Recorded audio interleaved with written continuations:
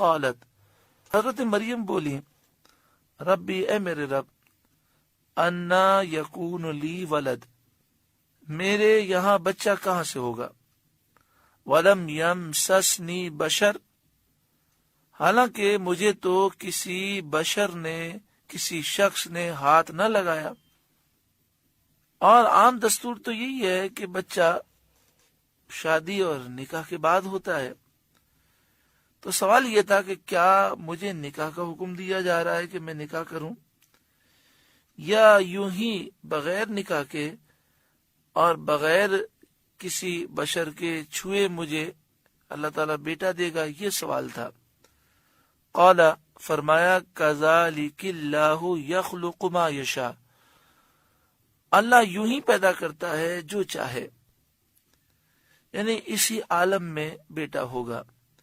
اذا قضا امرا، جب کسی کام کا حکم فرمائے، فانما یقول له، تو اس کام سے یہی کہتا ہے، یعنی اللہ تعالیٰ اس کام سے فرماتا ہے کن ہو جا، فیکون، وہ فوراً ہو جاتا ہے۔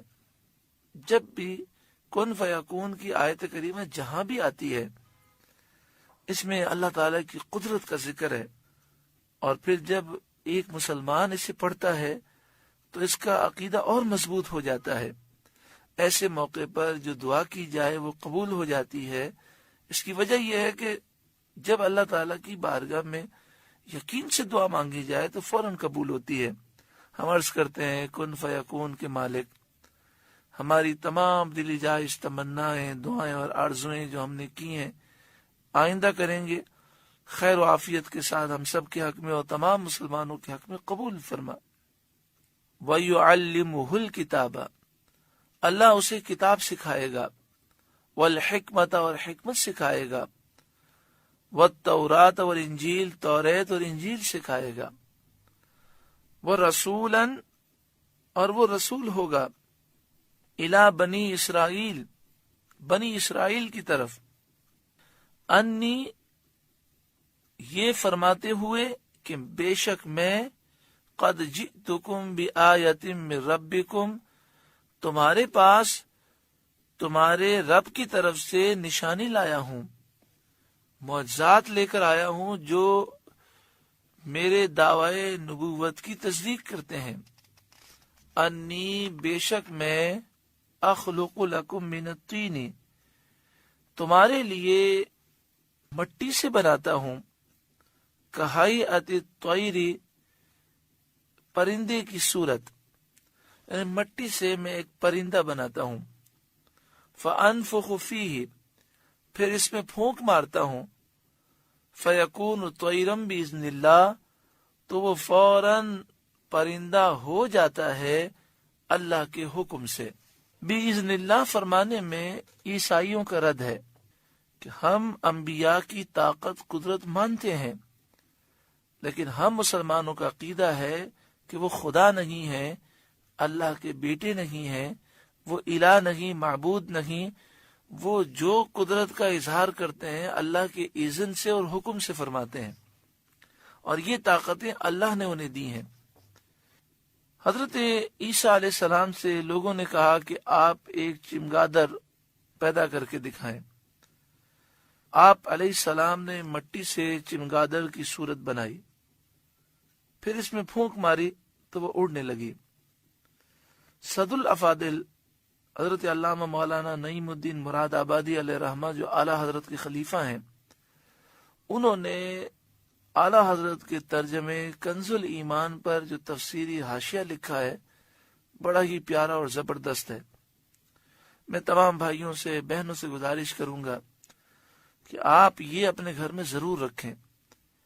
اعلیٰ حضرت کا کیا ہوا ترجمہ، قرآن پاک کا ترجمہ کنز الایمان، اور اس کے حاشیے میں جو تفسیر ہے، تفسیر خزائر العرفان اس کا نام ہے، مولانا حضرت علامہ صد الافاضل نعیم الدین مراد آبادی علیہ رحمہ نے لکھا ہے۔ آپ لکھتے ہیں کہ چمگادڑ کی خصوصیت یہ ہے کہ وہ اڑنے والے جانوروں میں بہت اکمل اور عجیب تر ہے، اور قدرت پر دلالت کرنے میں اوروں سے ابلغ، یعنی اس کو دیکھ کر اللہ کی قدرت اور اللہ تعالی کی عظمت کا اثر دل میں زیادہ محسوس ہوتا ہے۔ اب فرماتے ہیں کیونکہ چمگادڑ یہ اڑتی ہے لیکن بغیر پروں کے اڑتی ہے۔ دوسرا اس میں یہ ہے کہ اس کے دانت بھی ہوتے ہیں، اور چمگادڑ ہستی بھی ہے۔ اس کی مادہ کے چھاتی ہوتی ہے۔ عام پرندے انڈے دیتے ہیں، لیکن چمگادڑ بچہ جنتی ہے اور دودھ بھی پلاتی ہے۔ تو یہ ساری اس میں خوبیاں ہیں۔ تو حضرت عیسیٰ علیہ السلام نے چمگادڑ کو پیدا کیا، پھونک ماری تو وہ اللہ کے حکم سے پرندہ بن گئی، اس میں روح آ گئی۔ وَأُبْرِئُ الْأَكْمَحَ، اور میں شفا دیتا ہوں مادرزاد اندھے کو۔ اکمہا اس اندھے کو کہتے ہیں کہ جس کے چہرے پر آنکھوں کے سوراخ بھی نہ ہو۔ حضرت عیسیٰ علیہ السلام کے زمانے میں ایسے بچے پیدا ہوتے جن کی آنکھیں نہیں ہوتی اور آنکھوں کا سوراخ بھی نہیں ہوتا۔ تو حضرت عیسیٰ علیہ السلام مٹی سے آنکھوں کی سائز کے آپ ڈھیلے بناتے اور ان کے چہرے پر رکھ کر ہاتھ پھیرتے تو آنکھیں بن جاتی، انہیں بینائی نصیب ہو جاتی۔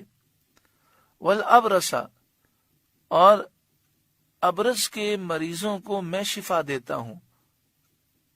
سفید داغ والے کو ابرص کہتے ہیں۔ ابرص کا جو مرض ہے، یعنی برس کا جو مرض ہے، یہ اس زمانے میں بھی لا علاج تھا، اور آج بھی کوئی اس کا صحیح معنوں میں علاج دریافت نہیں ہو سکا۔ زیادہ یہ ہوتا ہے کہ ڈاکٹر ایسی دوائیں دیتے ہیں اور وہ کوشش کرتے ہیں کہ یہ مرض آگے نہ بڑھے، یا بڑی تیزی سے یہ بڑھ رہا ہوتا ہے تو وہ اس کی رفتار کم کرنے کی کوشش کرتے ہیں۔ اور بعض ادویات ایسی آتی ہیں کہ جہاں جہاں برس کے نشانات ہو گئے، جسم سفید ہو گیا، تو باقی جسم اور اس جسم میں فرق ہوتا ہے، وہ عجیب سا لگتا ہے، تو پورے جسم کو وہ سفید کرنے کی کوشش کرتے ہیں۔ تو حضرت عیسیٰ علیہ السلام کے زمانے میں طب اپنے عروج پر پہنچی ہوئی تھی، اور طبیبوں اور حکیموں کے بڑے بڑے دعوے تھے۔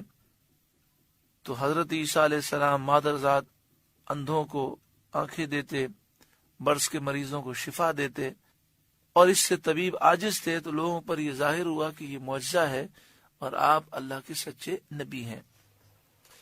اب یہاں پر ایک بات ہے، حضرت عیسیٰ علیہ السلام فرماتے ہیں میں شفا دیتا ہوں برس کے مریض کو، میں آنکھیں دیتا ہوں، شفا دیتا ہوں مادرزاد اندھے کو، میں پرندہ بناتا ہوں مٹی سے اور اس میں پھونک مارتا ہوں تو پرندہ ہو جاتا ہے اللہ کے اذن سے۔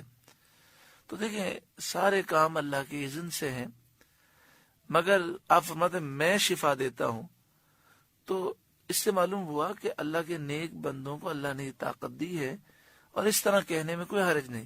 مثلا ہم کہیں کہ حضور غوث اعظم کی دعا سے اللہ کے اذن سے شفا ملتی ہے، اللہ کے نیک بندوں کی دعا سے مشکلات حل ہوتی ہیں، اللہ کے نیک بندے اللہ کے اذن سے مشکلات حل کرتے ہیں، تو یہ کوئی شرک والی بات نہیں ہے، کیونکہ ہم نے کہا اللہ کے اذن سے، نہ خدا مانا، نہ الہ، نہ معبود، نہ اللہ کا بیٹا، اور یہ بھی نہیں کہا کہ وہ اللہ کے اذن کے بغیر کرتے ہیں، اللہ کے اذن اور اللہ کے حکم سے وہ شفا بھی دیتے ہیں، مدد بھی کرتے ہیں۔